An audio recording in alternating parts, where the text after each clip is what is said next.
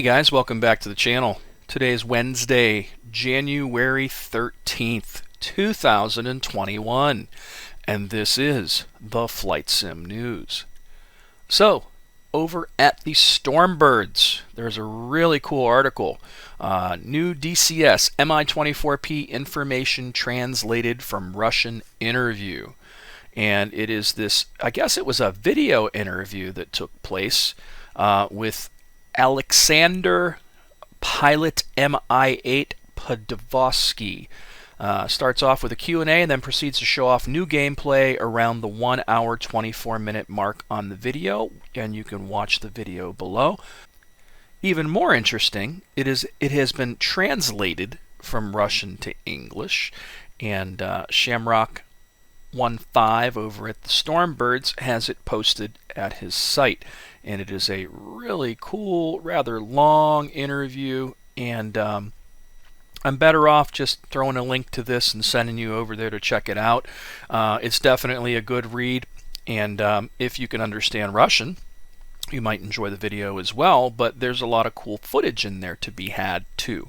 So it's definitely worth checking out, and as always, the Stormbirds are kicking ass and taking names over there when it comes to flight sim stuff. I'll throw a link to this in the video description as usual, and you can check it out for yourself. Here's something else I happened upon that I never really heard of these guys before, and there's a video that's linked to this article, but the article, and it is from the Navigraph blog, and it's a lot of cool statistics. Looks like they've had, what did they say, 15,000 respondents in 2018, 17,800 in 2019, and this year, this past year, 2020, 23,500 people helped them with data. So this is basically a whole bunch of information gathered from 23,500 people, and it goes to talk about, number one, how old are these flight sim enthusiasts? And the part that really surprised me was that the highest percentage was like 20 years old at 12%. That's just mind-blowing. I never realized that, the younger crowd was really into flight sims as much as that. I always kind of looked at it as my age group more than anything. And then, out of 23,500 people, that is, it's spread out pretty good. Surprisingly, like 45 is 7%, 50 is 7%, 55 and 60 are falling in the 7% category, and then 65 is 6%, 70 is 6%, 75 years old, and then 80 years old are 5 and 2%, but the highest percentage, I guess, falls in the 20-year-old category. Kind of interesting, isn't it? And of course, as expected, 96% is male in gender. And then it goes on to talk about where these people live. Well, 26% are in the United States, 13% in the United Kingdom, 10% in Germany, and then the rest of them are kind of peppered out. 5% in Canada, Australia, 4%. So the top 5 are like United States, Great Britain, Germany, Canada, and Australia. Kind of interesting, isn't it? And then they go to ask people, do you work within aviation? Well, 81% said no. 6% was yes, other. 1.3% was yes as ground crew. 4.7% said yes as an airplane pilot. And then it says, what pilot license do you currently have? And of course, 74% said none. 9% are private pilots, 5% are student pilots. 0.6% have commercial pilot licensing. 2.9% are airline transport pilot licensed. And then it goes on to say, are you enrolled in flight school? Well, only about 7% said yes. Are you considering taking real-world flight lessons within the year? 25% surprisingly said yes. 74% no. And then it goes in to ask about simulation habits. What is the main purpose for your flight simulation? 19% casual gaming entertainment. 55% is curiosity, interest in aviation. 12% familiarization of cockpit, airport, airspace. 5.3% is other, whatever that might be. 6% training towards a pilot license. And then 1.4% is research or academic education. And then how many times do you use the flight simulator per week on average? So the highest percentage is 17% at 5 times a week. Second highest would be 3 and then 10 plus times at 15%. How many hours do you use the flight simulator during a typical session? 36% say 2. 25% say 3. And then you've got, 11% for 4 hours, 6%. I can't imagine. I really cannot imagine spending that much time in a flight sim. Like, I peter out probably around 45 minutes to an hour. You know what I mean? To me, that's an extremely long mission. And personally, I don't enjoy them really long sessions that much.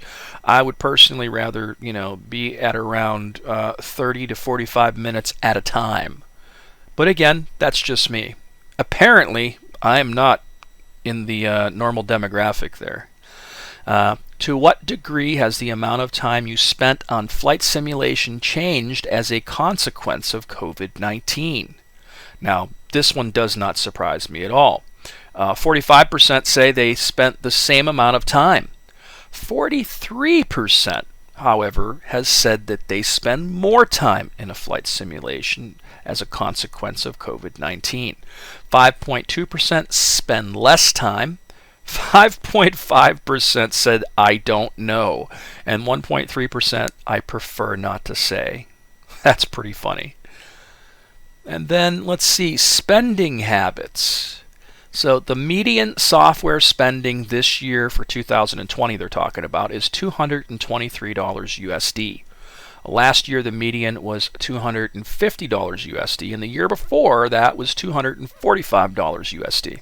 Hardware spending is up this year with a median of $167 USD. Last year, the hardware spending median was $111 USD and $200 USD the year before.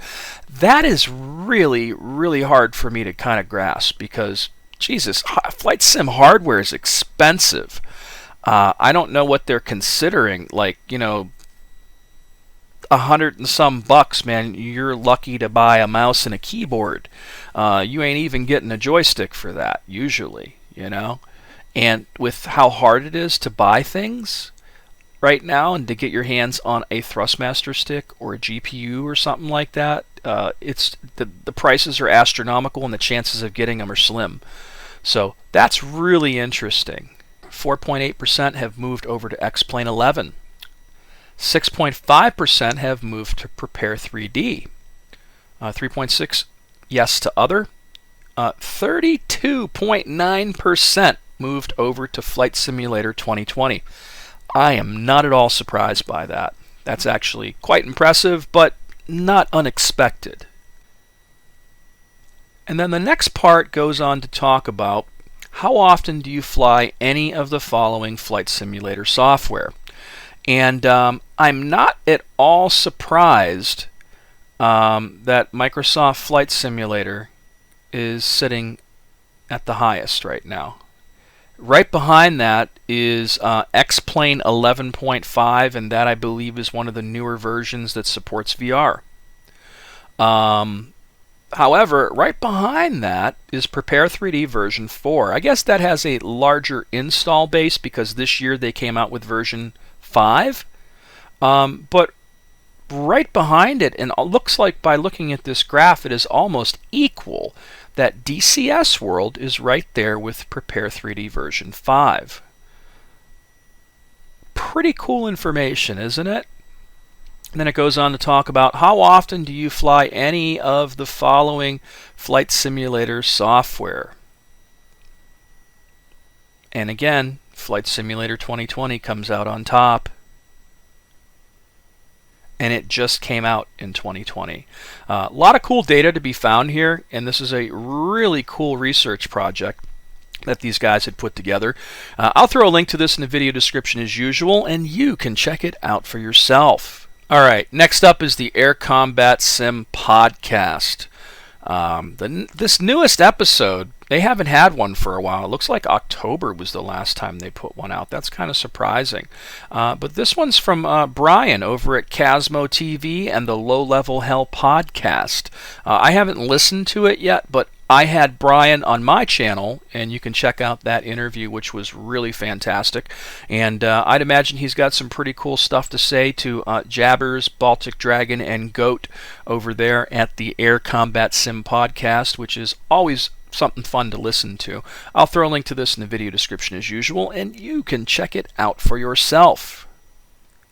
So, a good friend of the channel, Iain Christie, has put out a new video, and I watched this yesterday, and it's really cool.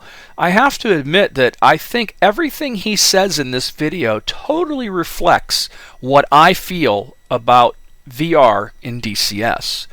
In many ways, it is so fantastic, it's so impressive, it's so cool, and it really wows you the first time you jump in there.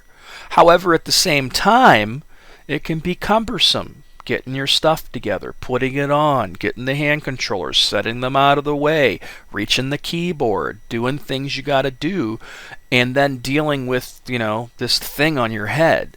And then the fatigue from playing in VR sometimes. Now, we're all close to the same age. I just hit 50. I'm not sure how old Iain is, but I'm going to guesstimate that he's very close to my age. He may be older or younger than me by a few years. I'm not sure.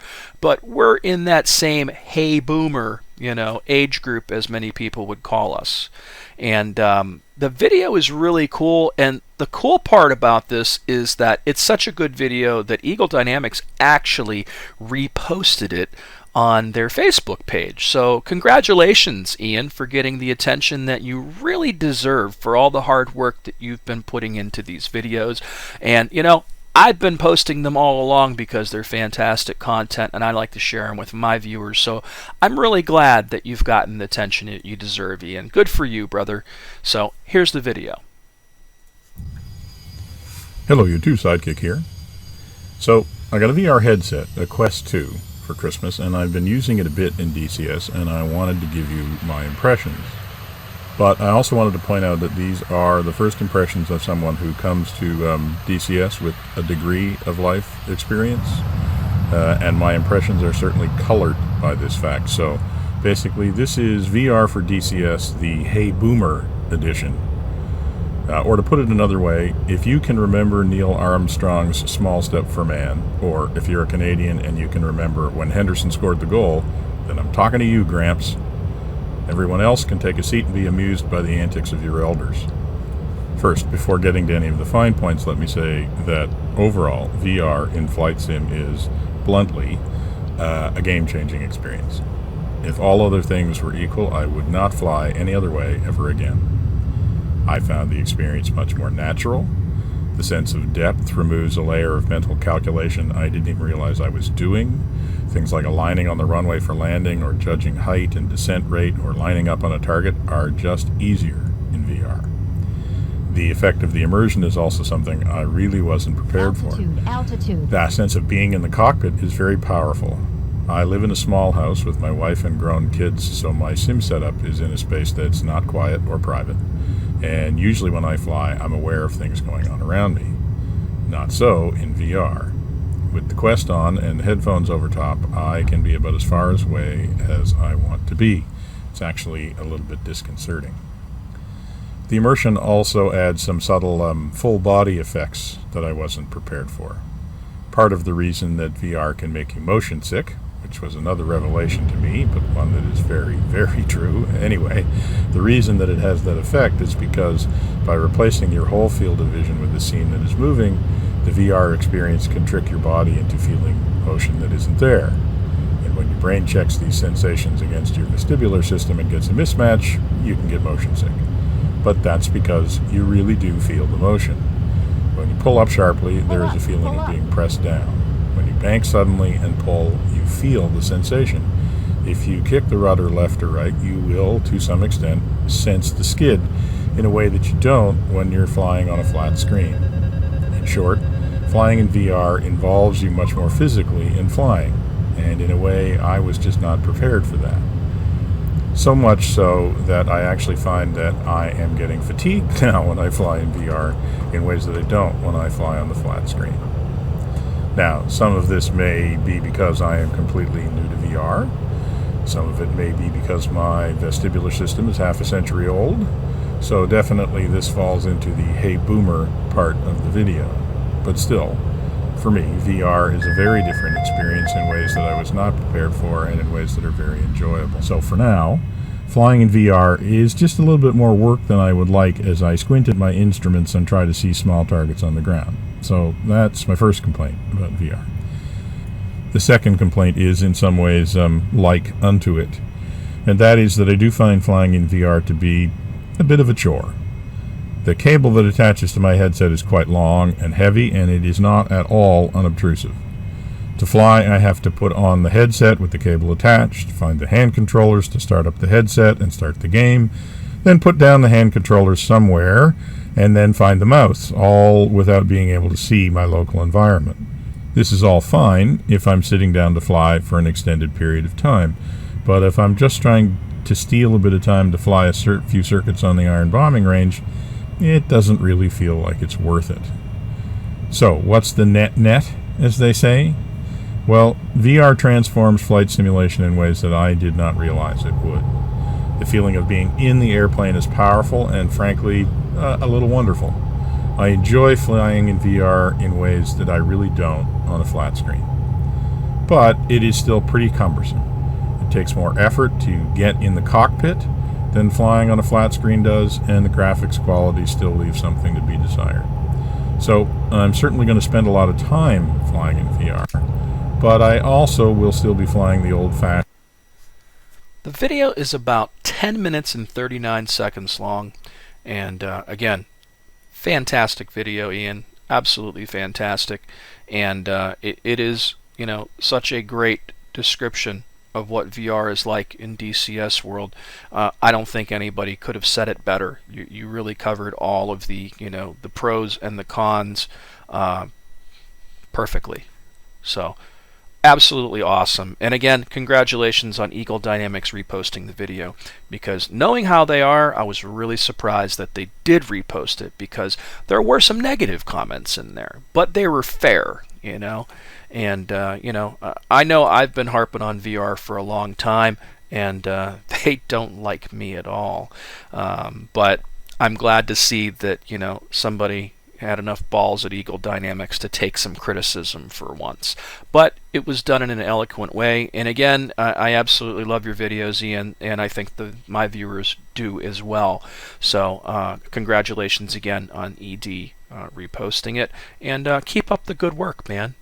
Definitely. So that's it for the Flight Sim News. As always, thanks so much for watching. Please subscribe to the channel. Feel free to hit that like button. And until next time, guys.